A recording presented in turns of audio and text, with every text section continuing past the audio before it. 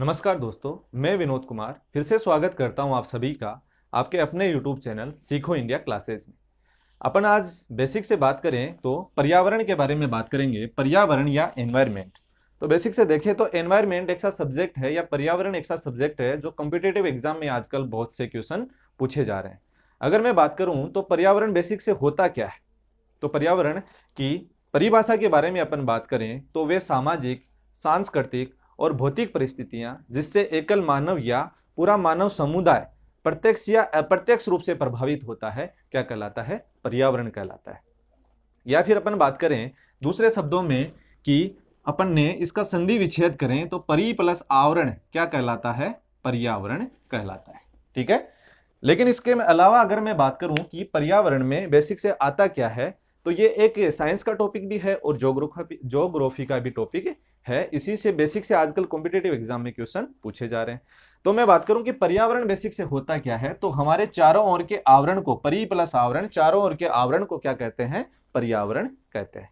लेकिन मैं इसके तीन घटकों की बात करके, पर्यावरण तीन घटकों से मिलकर बना हुआ होता है। भौतिक घटक, भौतिक घटक या कारक। पर्यावरण के तीन भौतिक घटक होते हैं। पहला होता है इसमें वायुमंडल,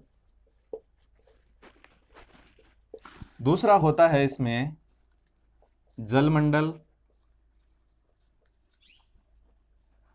तीसरा होता है इसी में स्थलमंडल। ये तीन भाग होते हैं। अगर मैं वायुमंडल को इंग्लिश में लिखूं तो यह होता है वायुमंडल, एटमॉस्फेयर। और अपना जो जलमंडल होता है उसको इंग्लिश में बोलते हैं हाइड्रोस्फेयर। और जो स्थल मंडल होता है उसको बोलते हैं लिथोस्फेयर। ये तीन स्फेयर होते हैं या मंडल होते हैं। अगर बेसिक से देखूं तो ये भौतिक घटक तीन होते हैं, वायुमंडल, जलमंडल और स्थल मंडल। इसके बारे में बेसिक से पूछा जाता है कि जो जलमंडल, आपको ही पता होगा कि हमारे संपूर्ण पृथ्वी पर 71% या 71% भाग पर क्या है? जल है। जिसमें से भी ध्यान में रखना है 97.5% जो पानी होता है, वो आपको भी पता है कि 97.5% जो पानी होता है वो समुद्री पानी है जो पीने योग्य नहीं है। लेकिन 2.5% के लगभग, अगर मैं बात करूं कि 2.5% के लगभग क्या है? जल शुद्ध है, जो हमारे नहरों में जो नलकूप है, कुएं हैं, उनमें शुद्ध जल, पीने योग्य जल 2.5% ही है। उसके बाद जो स्थल मंडल है, स्थल मंडल की अगर मैं बात करूं तो इसमें आ जाता है पृथ्वी के स्थल का वह भाग, पृथ्वी के स्थल का वह भाग जिसमें पहाड़, मैदान और रेगिस्तान विद्यमान होते हैं, क्या कहलाता है? स्थल मंडल कहलाता है। यह पृथ्वी का कितने प्रतिशत भाग है? लगभग 29% या 29% भाग क्या कहलाता है? स्थल मंडल कहलाता है। अगर इसी में अपन बात करें तो वायुमंडल क्या होता है, तो वायुमंडल के बारे में ध्यान में रखना है कि पृथ्वी के चारों ओर विस्तृत गैसीय आवरण क्या कहलाता है? वायुमंडल कहलाता है। गैसीय आवरण, वायु क्या है? एक रंगहीन, गंधहीन, स्वादहीन गैस है। इसको बारे में बात करें तो पृथ्वी के स्थल से 100 किलोमीटर तक की ऊंचाई पर जो स्थल का जो क्षेत्र है, जो वायु का क्षेत्र है, उसको क्या बोलेंगे? वायुमंडल बोलेंगे। लेकिन मैं बात करूं कि इन तीनों का मिला जुला रूप क्या कहलाता है, इसी के अगर वेन आरेख से अपन इसको समझें तो वेन आरेख से ये अपना एक ले लेते हैं, अपन इसको बोल देंगे वायुमंडल। दूसरा अपन वेन आरेख से समझे तो दूसरा ले लेते हैं, इसको बोल देंगे अपन जलमंडल। और तीसरा ले लेते हैं यहां पर स्थल मंडल। इन तीनों का मिला जुला रूप है, ये वेन आरेख में तीनों का मिला जुला रूप क्या कहलाता है? जैव मंडल कहलाता है। क्या कहलाता है? जैव मंडल कहलाता है या बायोस्फीयर, बायोस्फीयर कहलाता है। यह आपको ध्यान में रखना है। ठीक है। जैव मंडल क्या होता है? बेसिक से अपन देखें तो जैव मंडल क्या होता है, यह ध्यान में रखना है कि पर्यावरण का वह भाग जहां जीवन पाया जाता है, पर्यावरण का वह भाग जहां पे जीवन पाया जाता है, क्या कहलाता है? जैवमंडल कहलाता है। ये तीनों घटकों का मिला जुला रूप है, जहां तीनों घटक मिल जाएंगे, वायुमंडल, जल मंडल और स्थल मंडल, वो क्या कहलाएगा? जैवमंडल। जैवमंडल या बायोस्फीयर शब्द सबसे पहले दिया था स्यूस नामक वैज्ञानिक ने।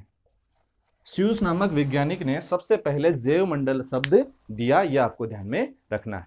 उसके बाद में बात करूं कि वायुमंडल या बेसिक घटकों के बारे में पढ़े, तो वायुमंडल के बारे में बाद में सबसे पहले अपन पढ़ेंगे कि वायुमंडल क्या होता है। तो ध्यान में रखना है कि पृथ्वी के चारों ओर विस्तृत गैसीय आवरण, पृथ्वी के चारों ओर विस्तृत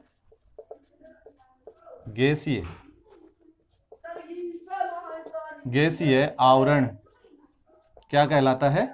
पर्यावरण कहलाता है।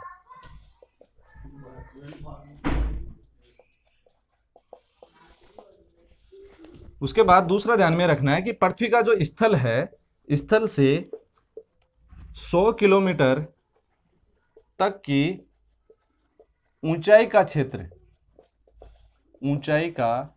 क्षेत्र पर्यावरण में काउंट होगा। उसके बाद तीसरी बात इसमें ध्यान में रखनी है कि जो गुरुत्वाकर्षण शक्ति के कारण वायुमंडल पृथ्वी से जुड़ा हुआ है। यह तीसरी बात वायुमंडल में ध्यान में रखनी है कि गुरुत्वाकर्षण शक्ति के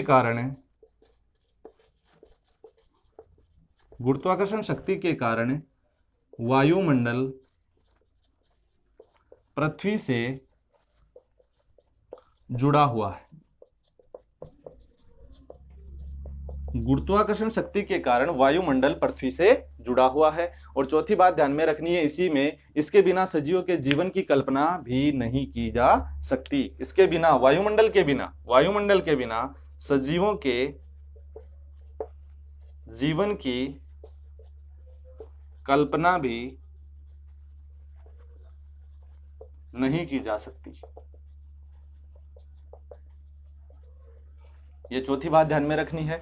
और अगर पांचवी बात अपने इसमें जोड़ें तो वायुमंडल बहुत सी गैसों का क्या है? मिश्रण है। इसके अंदर जो हल्की गैसें होती हैं, हल्की गैसें वो ऊपर की ओर पाई जाती है, ऊपर की परत में, और जो भारी गैसें होती है वो नीचे की परत में पाई जाती है। तो वायुमंडल बहुत सारी गैसों का मिश्रण क्या है? गैसों का मिश्रण है, जिसमें हल्की गैसें होंगी।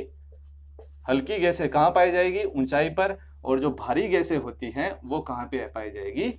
नीचे की परत में पाई जाती है। आपको ही पता है कि वायुमंडल बहुत सारी गैसों का क्या है? मिश्रण है। इसमें वायुमंडल में सबसे ज्यादा गैस कौन सी पाई जाती है? तो ध्यान में रखना, सबसे ज्यादा पाई जाएगी नाइट्रोजन।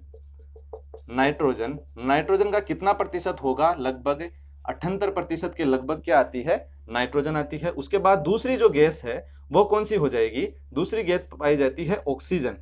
कौन सी है? ऑक्सीजन। ऑक्सीजन का प्रतिशत कई बार पूछा जाता है, ये 20.93% के लगभग, ठीक है, 20.93% के लगभग क्या है? ऑक्सीजन है। अगर तीसरी गैस की मैं बात करूं तो तीसरी है इसमें आर्गन गैस। ये ध्यान में रखना है, तीसरी कौन सी है? कई बार एग्जाम में क्वेश्चन गलत कर देते हैं, CO2 कर देते हैं। तीसरी गैस वायुमंडल में सबसे ज्यादा कौन सी है? आर्गन है। इसका प्रतिशत यहां से ध्यान में रखना है, कितना हो जाएगा? 0.93% के लगभग। उसके बाद चौथी गैस जो है वो हो जाएगी अपनी CO2 या कार्बन डाइऑक्साइड। कार्बन डाइऑक्साइड का प्रतिशत कितना हो जाएगा? कार्बन डाइऑक्साइड का प्रतिशत आपको ध्यान में रखना है 0.03% के लगभग। ये आपको चार बातें तो ये ध्यान में रखनी है। उसके अलावा अगर और अपन देखें इसी में तो पांचवी गैस पाई जाती है कौन सी? हाइड्रोजन होती है। हाइड्रोजन गैस का अनुपात कितना होता है इसमें? हाइड्रोजन का होता है इसी में 0.01% के लगभग हाइड्रोजन होती है। हीलियम होता है 0.001% के लगभग। ये अपने को बेसिक से ध्यान में रख लेकिन इसको याद कैसे करें? याद करने की बात है तो नाइट्रोजन का प्रतिशत आपको ध्यान में रखना है, सबसे ज्यादा कौन सी पाई जाती है? नाइट्रोजन, 78% के लगभग। उसके बाद ऑक्सीजन का अनुपात कितना है? ऑक्सीजन का परसेंटेज है 20.93% के लगभग। अब इसमें से 20 को हटा दो आप, ठीक है, तो बच जाता है कितना? 0.93% के लगभग क्या आएगा? आर्गन। उसके बाद में अपन 9 को हटा देते हैं तो क्या बचता है? 0.3% के लगभग क्या आएगा? CO2। या कार्बन डाइऑक्साइड। कार्बन डाइऑक्साइड के बढ़ने के कारण आपको पता है कि वैश्विक तापन हो रहा है। वैश्विक तापन हो रहा है तो इसका मतलब है पृथ्वी का ताप धीरे धीरे क्या हो रहा है, बढ़ रहा है। उसी के कारण, किसके कारण, CO2 के कारण जो अपनी ध्रुवों की बर्फ है, ग्लेशियरों की जो बर्फ है वो पिघल रही है, और उसके कारण क्या हो रहा है, पर संपूर्ण जो स्थल भाग है उसके जलमग्न होने का खतरा एनी टाइम बना रहता है। अगर इसको CO2 को कंट्रोल करना है, उसके लिए एक सम्मेलन भी हुआ था, इसको अपन याद करेंगे क्योटो प्रोटोकॉल के तौर पे। Kyoto protocol, Kyoto protocol CO2 को रोकने के लिए एक सम्मेलन हुआ था। कहां पे? क्योटो है जापान में। जापान में एक जगह है क्योटो प्रोटोकॉल, उसी में हुआ था 1997 में, 1997 में 1997 में क्योटो प्रोटोकॉल हुआ था, जो CO2 को कम करने के लिए एक पहल थी। सबसे पहले इसमें कार्बन क्रेडिट की अवधारणा भी दी गई। क्या दी गई इसमें? कार्बन क्रेडिट की अवधारणा। कार्बन क्रेडिट की अवधारणा किसमें दी गई, ये कई बार पूछा जाता है, तो ध्यान में रखना है। क्योटो प्रोटोकॉल जो कहां पे हुआ था? जापान में हुआ था 1997 में। याद करना है, जैसे CO2, 2 से याद करना है, इसमें प्रोनाउंसिएशन निकलेगा 2 से, क्या निकलेगा? Kyoto, CO2, Kyoto. Kyoto protocol कहां हुआ? जापान में हुआ 1997 में। कई बार ऐसे क्वेश्चन पूछा जाता है। उसके बाद अपन आगे बढ़े तो वायुमंडल की परतें, अगर परतों को डीप से अपन पढ़ें, यहां से कई बार क्वेश्चन पूछे जाते हैं कि ये अपनी क्या है? पृथ्वी है। ये क्या है? पृथ्वी का जो स्थल वाला भाग है, जहां पे पहाड़ हैं, नदी नाले हैं, ये वाला स्थल वाला भाग, इसको बोल देते हैं अपन पृथ्वी है, ये स्थल है। ठीक है। उसके बाद यहां से ये जो पहली परत होगी उसको बोलेंगे अपन क्या? क्षोभमंडल। उसके बाद 5 परतें होती हैं, 500 को एक बार लिख लेता हूं मैं। ये दूसरी हो गई, ये तीसरी,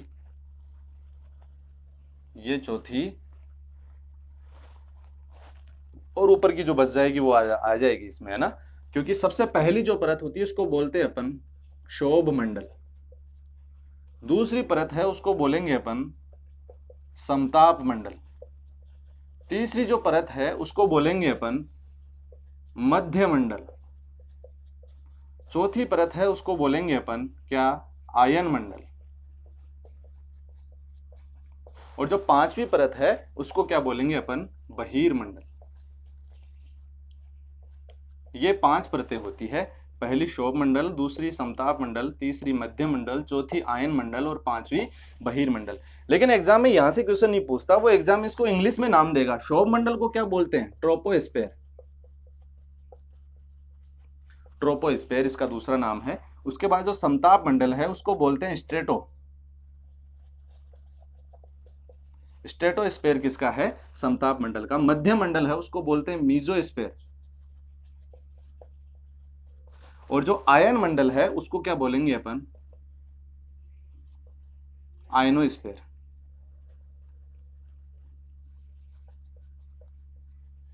और जो बहिर्मंडल है उसको बोलेंगे अपन एक्सोस्फेयर। ये इसको इंग्लिश में नाम भी इनका ध्यान में रखना है। लेकिन अगर मैं बात करूं, इनको डीप से अपन पढ़ें तो ध्यान में रखना है इसकी ऊंचाई कितनी होती है। जो ध्यान में रखना है, जो अपना क्षोभ मंडल है उसकी ऊंचाई कितनी होगी। क्षोभ मंडल हमारे पृथ्वी के 8 किलोमीटर से 18 किलोमीटर के बीच में जो जो वायु के जो परत होती है उसको क्या बोलेंगे अपन? क्षोभ मंडल बोलेंगे। अब इसमें बोला जाता है कि ये जो 8 किलोमीटर है ये ऊंचाई कहां पर होगी, क्योंकि ध्रुवों पर ऊंचाई कितनी होती है क्षोभ मंडल की? 8 किलोमीटर के लगभग। और विषुवत रेखा जो होती है, इक्वेटर जो होती है, विषुवत रेखा पर इसकी ऊंचाई कितनी होगी? 18 किलोमीटर के लगभग। ये आपको ध्यान में रखनी है। उसके बाद पूछा जाता है इसी में कि जो अपना जो क्षोभ मंडल है उसकी औसत ऊंचाई कितनी होती है। औसत ऊंचाई की बात करें तो औसत ऊंचाई अपने सी को बोल देते हैं, एक बार आया हुआ है, 12 से 16 किलोमीटर के लगभग क्या होती है इसकी औसत ऊंचाई होती है।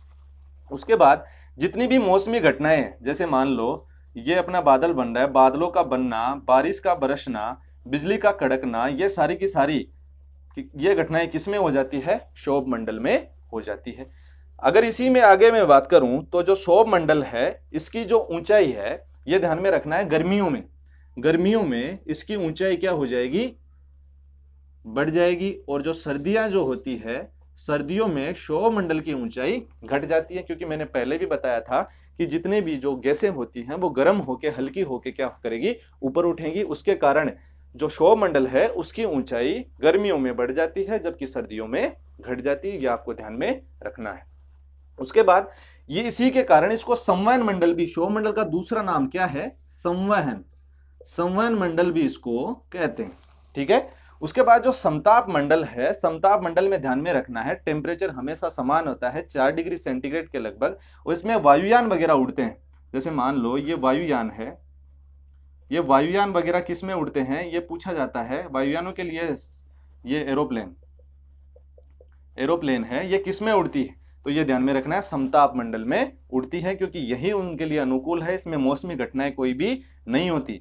अगर इसी में अपन देखें तो समताप मंडल में एक परत पाई जाती है, समताप मंडल की बेसिक से ऊंचाई की बात करें तो ये परत पाई जाती है ऐसी, ये ओजोन लेयर है, ओजोन परत, ओजोन लेयर जिसको बोलते हैं, जो पराबैंगनी किरणों से हमारे रक्षा करती है।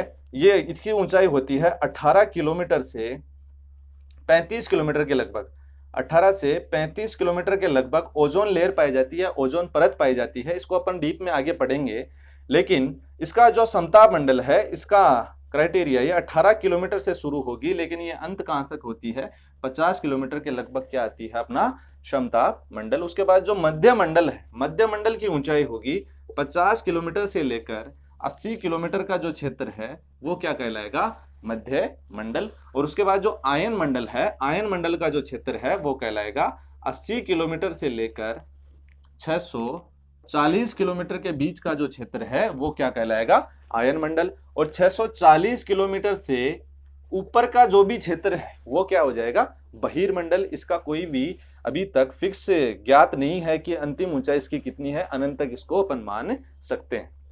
उसके बाद अपन डीप से पढ़ रहे थे इसी में कि समताप मंडल के बारे में, कि जेट है जो एरोप्लेन है वो किस में उड़ती है, समताप मंडल में उड़ती है। समताप मंडल के अलावा मैंने यहाँ पे बताया कि ये ओजोन परत पाई जाती है, तो ओजोन परत है, ओजोन परत की ऊंचाई किसमें मापी जाती है, ये भी कई बार पूछा जाता है। ओजोन परत की ऊंचाई किसमें मापी जाती है, डोप्सन में मापी जाती है। ओजोन परत के बारे में और अगर डीप से पढ़े अपन थोड़ा, तो ओजोन परत के बारे में ऐसा पूछा जाता है कि ओजोन जो परत है उसकी ऊंचाई जो है वो कौन सी ऋतु में कम होती है और कौन सी में बढ़ती है। तो ध्यान में रखना है कि जो ओजोन परत है, ओजोन परत, ओजोन परत की ऊंचाई, ओजोन परत की ऊंचाई ध्यान में रखना है, एक तो बसंत ऋतु में, बसंत ऋतु में इसकी ऊंचाई जो है वो बढ़ती है, और जो गर्मी, जो बरसात की जो ऋतु होती है, बरसात की ऋतु में इसकी ऊंचाई घटती है, ये आपको ध्यान में रखना है। उसके बाद जो बीच का जो मंडल है उसको या दो इधर से ले लो, दो इधर से ले लो, जो बीच का जो मंडल है उसको क्या बोलेंगे अपन, मध्य मंडल या मीजोस्फीयर। ठीक है।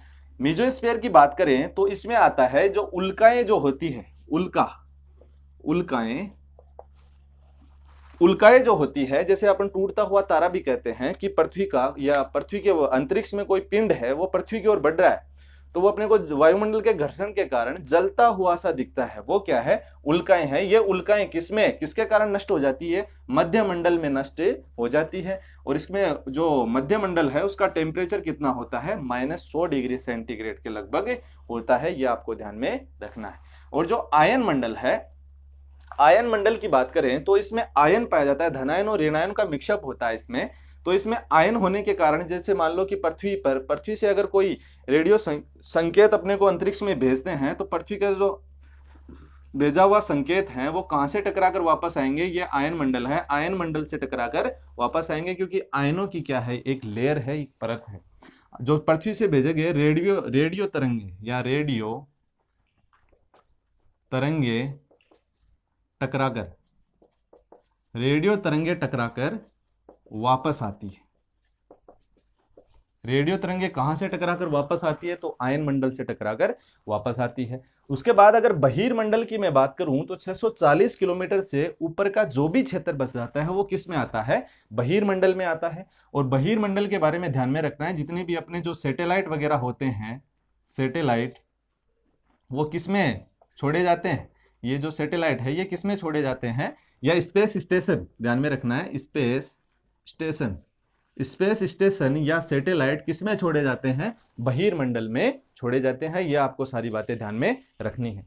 उसके बाद इसमें टेम्परेचर पूछता है कई बार, तो ताप के बारे में अगर मैं बात करूं तो सबसे पहले जो अपना क्षोभ मंडल है उसके बारे में, ताप के बारे में बात करूं तो जैसे जैसे ऊंचाई पर जाएंगे वैसे वैसे इसका तापमान घटेगा। जैसे क्षोभ मंडल की मैं बात करूं तो 165 मीटर 165 मीटर की 165 मीटर की ऊंचाई पे अगर अपन जाएं तो 1 डिग्री सेंटीग्रेड तापमान में क्या आती है? कमी आती है।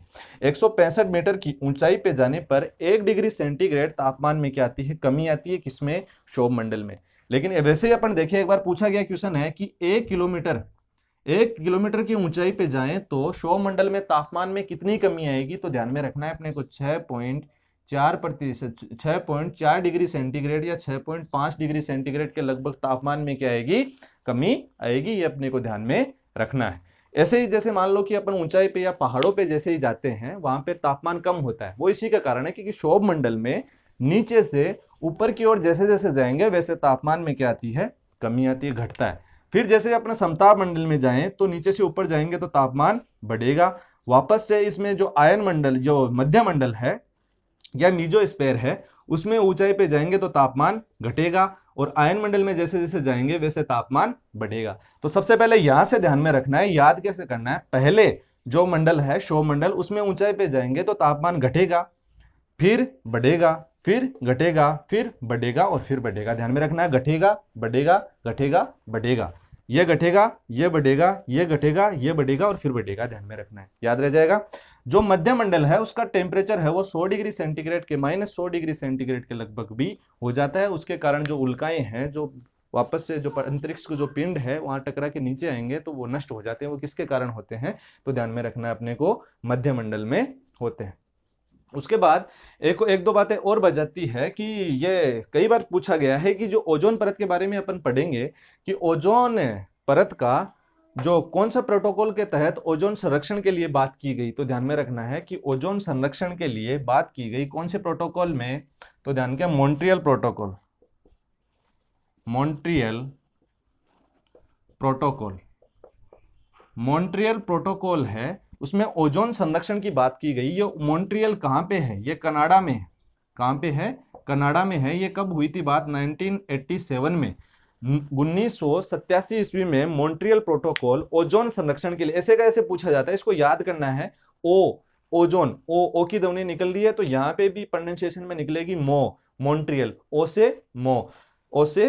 ओजोन परत है उसके संरक्षण के लिए मॉन्ट्रियल प्रोटोकॉल 1987 में कनाडा में स्थापित किया गया। उसमें ओजोन संरक्षण की बात की गई। ये पूछा जाता है सीधा सीधा, मॉन्ट्रियल प्रोटोकॉल किससे संबंधित है? तो पूछेगा ओजोन परत संरक्षण से। यही पूछेगा कि क्योटो प्रोटोकॉल किससे संबंधित है? तो क्योटो प्रोटोकॉल मैंने बताया किससे संबंधित है? CO2 गैस के संरक्षण से। ये CO2 गैस है उसके संरक्षण से संबंधित है। उसके बाद में अपने को ध्यान में रखना है कि जो अपनी एक प्रथम मानव पर्यावरण सम्मेलन हुआ था, प्रथम मानव पर्यावरण सम्मेलन, यहां पे लिख दूं मैं, प्रथम मानव पर्यावरण सम्मेलन। प्रथम मानव पर्यावरण सम्मेलन कहां पे हुआ था? तो ये ध्यान में रखना है, स्टॉकहोम। ये कहां पे है? स्वीडन की राजधानी, स्वीडन की राजधानी है स्टॉकहोम। इसको स्टॉकहोम सम्मेलन भी कहते हैं। ये क्या हुआ था? इसमें प्रथम मानव पर्यावरण सम्मेलन 5 जून 1972 को प्रथम मानव पर्यावरण सम्मेलन स्टॉकहोम स्वीडन की राजधानी में हुआ था। उसी के कारण 5 जून को पर्यावरण दिवस आज भी मनाया जाता है। यह आपको ध्यान में रखना है। आज अपन ने बेसिक से पर्यावरण के बारे में पढ़ा। पर्यावरण के बारे में रिकॉल करें अपन तो ध्यान में रखना है, सबसे पहले अपन ने पढ़ा कि पर्यावरण होता क्या है, कि वे सामाजिक, सांस्कृतिक और भौतिक परिस्थितियां जिससे एकल मानव या मानव समुदाय प्रभावित होता है, क्या कहलाता है? प्रत्यक्ष या अप्रत्यक्ष रूप से प्रभावित होता है, पर्यावरण कहलाता है। पर्यावरण को 3 भागों में बांटा, जल मंडल, स्थल मंडल और जैव मंडल। अगर इसी में अपन बात करें तो अपन ने देखा कि जो वायुमंडल पढ़ा, वायुमंडल में जो पृथ्वी का जो गैसीय आवरण है उसको क्या बोलेंगे अपन, वायुमंडल कहेंगे। और अगर गुरुत्वाकर्षण शक्ति के कारण जो वायुमंडल पृथ्वी से क्या है, जुड़ा हुआ है, और उसके बाद इसके बिना ये सभी जीवों की कल्पना भी नहीं की जा सकती, ये क्या है, अपने वायुमंडल में पड़ा। उसके बाद वायुमंडल की परतों के बारे में अपन ने बात की, तो वायुमंडल की सबसे निचली परत है क्षोभमंडल, उसके बाद आएगी समताप मंडल, उसके बाद दो इधर से छोड़ दो, दो इधर से छोड़ दो, बीच की मध्यमंडल, दो इधर हो जाएगी आयनमंडल और बहिर्मंडल, ये समताप मंडल और ये क्षोभमंडल। जितनी भी मौसमी घटनाएं, बिजली का चमकना है, उसके बाद बारिश का आना है, बादलों का बनना है, ये किस में होती है, क्षोभमंडल में होती है। इसको संवहन मंडल भी कहा जाता है। अगर संवहन मंडल में या क्षोभ मंडल में 165 मीटर की ऊंचाई पे जाएं तो 1 डिग्री सेंटीग्रेड तापमान में क्या आती है, कमी आती है। और उसके बाद 1 किलोमीटर की ऊंचाई पे जाए तो तापमान कितने डिग्री सेंटीग्रेड कम होता है, तो 6.4 डिग्री सेंटीग्रेड क्या होता है, कम होता है। उसके बाद जो ओजोन लेयर है या ओजोन परत है, उसकी वो कहां पे, किस में पाई जाती है, ये पूछा जाता है। एक बार इसमें पूछा गया था कि ओजोन परत कौन से मंडल में पाई जाती है, तो सबने रट रखा है कि समताप मंडल में। तो इसको एक बात और ध्यान में रखनी है कि ये ओजोन परत है 90% के लगभग तो पाई जाएगी किसमें, समताप मंडल में, लेकिन इसका कुछ भाग है, ऊपर का जो कुछ भाग है वो किसमें पाया जाता है, मध्य मंडल में। मध्य मंडल में अगर ऑप्शन में वहीं पे ये मिलेगा कि ओजोन परत कौन सी परत में पाई जाती है, तो इसमें अगर समताप मंडल ऑप्शन में हो तो समताप मंडल ऑप्शन में देना है अपने को, नहीं तो उसमें ऑप्शन में नहीं था, उसमें यही ऑप्शन थे, बहिर्मंडल, आयन मंडल, मध्य मंडल और क्षोभ मंडल। तो कौन से परत में पाई जाती है, तो मध्य मंडल आ जाएगी, क्योंकि 10% भाग किसमें है, इसका मध्य मंडल में है। जो आयन मंडल है उसमें आयनीकरण की क्षमता सबसे ज्यादा होती है, उसके कारण जो रेडियो तरंगें होती हैं वो यहां से छोड़ी गई हैं, वो टकराकर आयन मंडल से टकराकर वापस आ जाती है। बहिर्मंडल, बहिर्मंडल में टेम्परेचर बढ़ जाता है, ये इसकी ऊंचाई ध्यान में रखनी है, इसकी ऊंचाई होती है 8 किलोमीटर से 18 किलोमीटर के लगभग।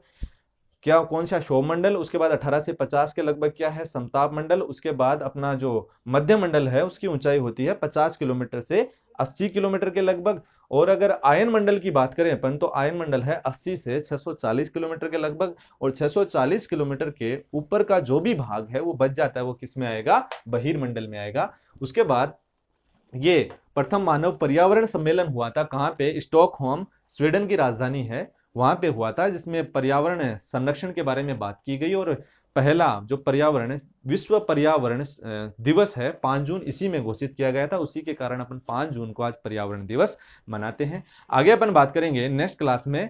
धन्यवाद।